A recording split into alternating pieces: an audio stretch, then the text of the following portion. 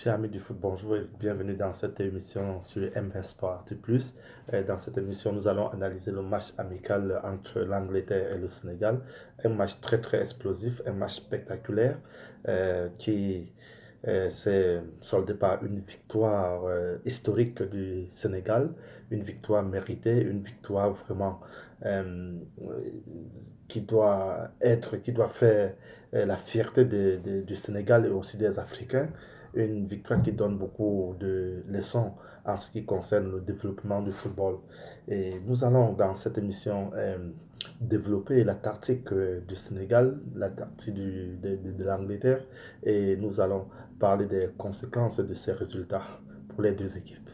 Alors si vous êtes prêts, vous vous asseyez, car bientôt ça va décoller.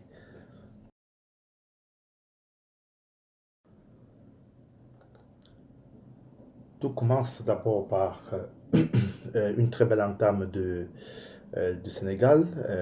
Le Sénégal qui se projette très vite vers l'avant, un jeu très collectif. Les joueurs fournissent des efforts très très très importants.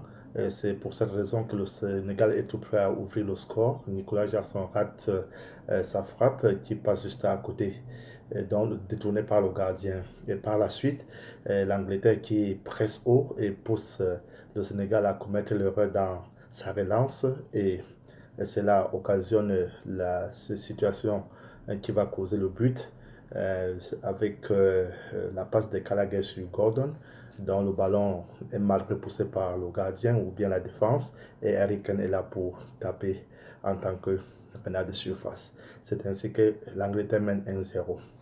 Le Sénégal, qui n'est pas venu pour s'amuser, le Sénégal se met au travail et sur un centre sur le côté gauche de Diouf qui trouve Ismail Assar très très remuant, très présent. Sa tête bien orientée est repoussée par le portier anglais. Et les Anglais qui reprennent encore les choses en main et mettent Gordon sur un centre de Kyle Walker rate vraiment sa frappe au deuxième poteau. Et normalement, ça aurait été le 2-0, ce qui aurait été aussi très très difficile pour le Sénégal. Et alors, Gordon se plante et le score restait toujours 1-0, très très euh, positif pour le Sénégal. C'est ainsi que sur une situation de jeu où l'Angleterre est placée très très haut et ne met pas la pression sur le porteur du ballon qui trouve les espaces dans le dos. Le Sénégal l'exploite bien puisqu'il trouve Jackson qui, très excentré, parvient à remettre le ballon dans l'espace et Ismail Assar qui revient et qui est le premier sur le ballon et met le gardien anglais au sol. C'est ainsi que le Sénégal égalise de façon très très très méritée. Très beau match jusqu'à présent et beau spectacle pour le Sénégal. Et ensuite, c'est Diarra Habib Diarra qui profite d'un centre toujours un peu comme la copie du premier but sénégalais, toujours les espaces dans le dos. Il est trouvé derrière le dos des défenseurs anglais et il parvient à contrôler le ballon et à tromper le gardien anglais et c'est ainsi que le Sénégal mène 2-1.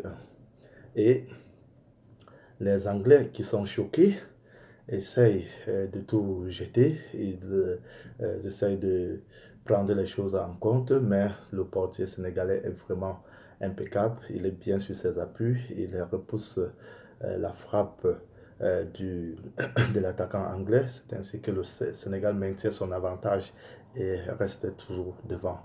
Et après le Sénégal, à la 83e minute, l'Angleterre croit avoir fait l'essentiel en égalisant, mais le but est refusé, le but est irrégulier pour la main de Bellingham. Et à la fin, dans le temps additionnel, le Sénégal, sur une situation de contre-attaque, punit euh, définitivement l'Angleterre et c'est ainsi que le match est plié. Victoire retentissante, victoire historique du Sénégal qui gagne 3 buts à 1 en Angleterre. Vraiment génial.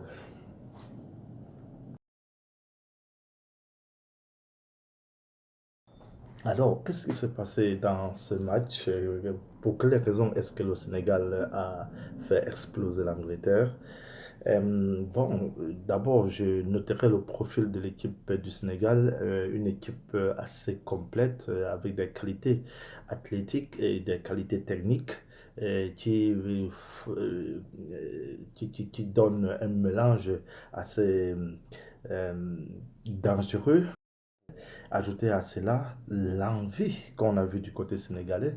Il y a l'envie. Ils ont été généreux dans les efforts. Ils ont essayé de passer de la défense à l'attaque avec toujours un nombre conséquent pour mettre euh, l'Angleterre, la défense de l'Angleterre en difficulté. Ils ont, euh, ils ont fait des efforts vraiment très très très importants. Et Ismaïla Sarr, euh, l'autre, le nom m'échappe un peu. Lui, il a été aussi très, très, l'ancien Marseillais, il a été aussi très, très, très important. Et cela a permis au Sénégal d'être plus que dangereux dans toutes les phases de jeu. Et la tactique du Sénégal, quelle était l'idée du jeu de l'entraîneur du Sénégal? L'idée du jeu de l'entraîneur était d'abord les efforts de toute l'équipe, être généreux dans les efforts, c'est-à-dire on attaque ensemble, on défend ensemble. Et en plus de cela, lui, il a essayé de faire de telle sorte que le porteur de ballon ait toujours au moins une solution, si ce n'est pas deux. Cela a permis au Sénégal de combiner souvent dans les petits espaces, souvent dans, je veux dire, construire les triangles, les triangles dans les petits espaces. Et cela a très très bien fonctionné.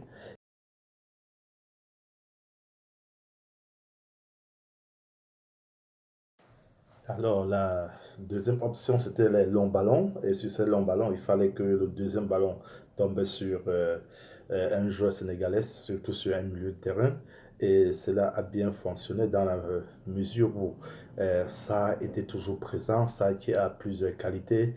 Il peut aller dans les balles aériennes, et balles au sol, ce n'est pas aussi un problème pour lui. Et le Sénégal a utilisé cela pour mettre l'Angleterre vraiment en difficulté. Et cela a fonctionné à merveille.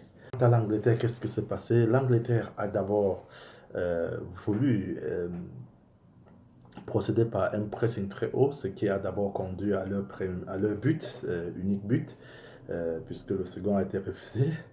Euh, et, logiquement refusé, je dois noter.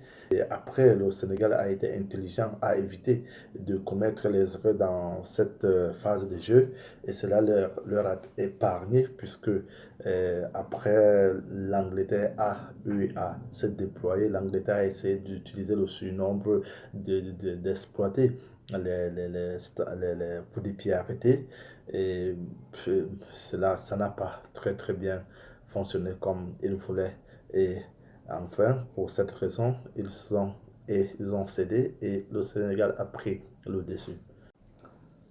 Quelle est alors la conséquence? Est-ce que cette victoire du Sénégal euh, peut nous permettre de regarder un peu dans l'avenir, je veux dire de façon positive?